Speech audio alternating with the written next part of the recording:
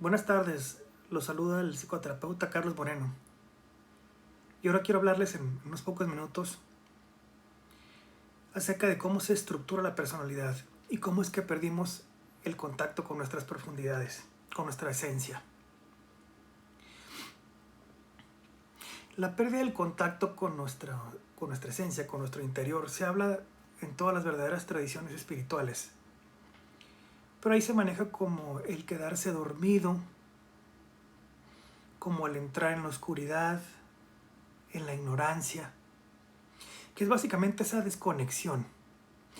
Esa desconexión, hablando ya en términos más prácticos, se da en los primeros años, de los 0 a los 4 años. A los 4 años ya casi se perdió totalmente esa conexión con la esencia, porque a los 4 años ya entró la personalidad. ¿Okay? Pero bueno, ¿cómo se dio esto? Eso es muy interesante, ¿no? ¿Cómo se dio? ¿Cuál es el proceso? Bueno, a los 4 años ya está el armazón del ego ya bien hecho, y entonces ahora ya empezamos a funcionar desde el ego. Ego igual a personalidad. Empezamos a funcionar desde ahí, ya no tanto o ya no desde la esencia. Pero, ¿qué pasó? Bueno, aunque hay que recordar una cosa, ¿no? El ego es necesario en el proceso evolutivo. Nacemos sin ego, después creamos o se crea el ego para poder tener verdaderamente una conciencia introspectiva y darme cuenta de lo que está pasando dentro de mí. Así que es necesario, ¿okay? Que se estructure y después trabajar en él, claro, ¿no? Entonces, ¿qué pasó? ¿Por qué salí de mi esencia y entré? Me identifiqué nada más con la personalidad y perdí ese contacto conmigo. Perdí pues la felicidad, la plenitud, el gozo, el estar en el momento presente, ¿no? En todas esas características de alguien sano. Bueno, lo primero fue la identificación con el cuerpo. ¿Qué es esto? Nacemos y como bebés no percibimos una diferenciación entre nosotros y el entorno. Es decir, no hay un yo y un otro, no hay un yo y un mundo, sino que es toda una masa indiferenciada de estímulos. Así es como perciben los niños, los bebés. Si alguien considera esto no muy científico, nada más váyase a las investigaciones de Heinz Hartmann, uno de los grandes psicoanalistas post-freudianos que habla de esto, o de René Spitz, un poquito más adelante, otro psicoanalista que habla de ese estado no indiferenciado. Entonces, así percibimos y posteriormente empezamos a identificarnos con nuestro cuerpo. Es decir, de ser esta sopa de estímulos, de repente, ¡pum!, dijimos como, ok, este es mi cuerpo, o yo soy mi cuerpo. En ese sentido, el primer yo es corporal. Eso los escritos de Freud nos hablan ampliamente de esto. El primer yo es corporal. Entonces ya nos limitamos a un cuerpo, ¿no? Y entonces empezamos a vivir a través del cuerpo, no a través de la esencia. Y la otra razón por la que nos desconectamos también de nuestras profundidades es por el entorno en que vivimos, ¿no?